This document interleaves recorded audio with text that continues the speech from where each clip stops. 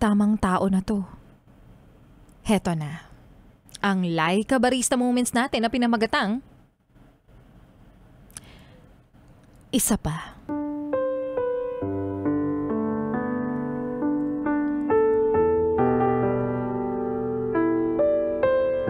Hindi porket tiwalang-tiwala ka, hindi ka nasasaktan. Hindi porket matagal mo nang nakasama, hindi ka naiiwan. Hindi porket sinabing hindi ka lolokohin, hindi ka napagtataksilan. Hindi naman kita masisisi dyan. Dahil sa panahon ngayon, ang hirap na talagang maghanap ng taong pagkakatiwalaan. Kaya para sa'yo, na hindi pa rin magawang magtiwala ng 100 o mahigit pang porsyento. Para sa'yo, na hindi magawang hindi mag-isip na baka isang araw, iiwan ka na naman. Para sa'yo, na hindi mapanatag, kung pwede lang kitang damayan at sabihing, "Shh, ano ka ba? Nag-overthink ka na naman. Pwede ba? Tigilan mo na yung trust issues mo. Hindi naman porket na niloko ka na dati, lolokohin ka rin ngayon. Pwede ba tigilan mo na yung insecurities mo? Hindi naman porket na pinagpalit ka dati, ipagpapalit ka rin ngayon.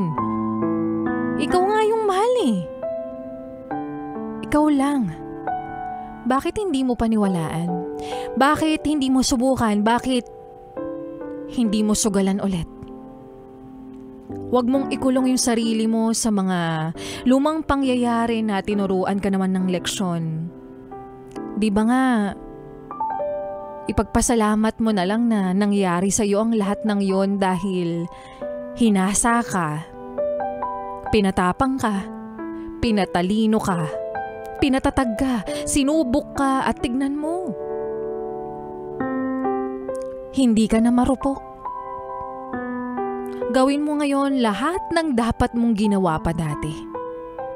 Magmahal ka ng buong puso pero sabayan mo ng utak.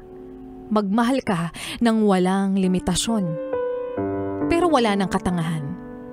Mahalin mo at mahalin mo ng higit pa ang sarili mo.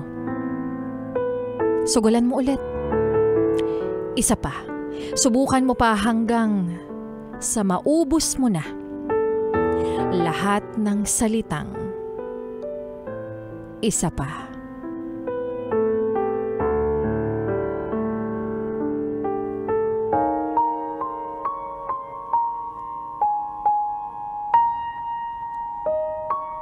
At mga bes, yan ngang muli ang kwento ng ating Laika Barista Moments na pinamagatang Isa Pa. Saw you singing. Yes, the best.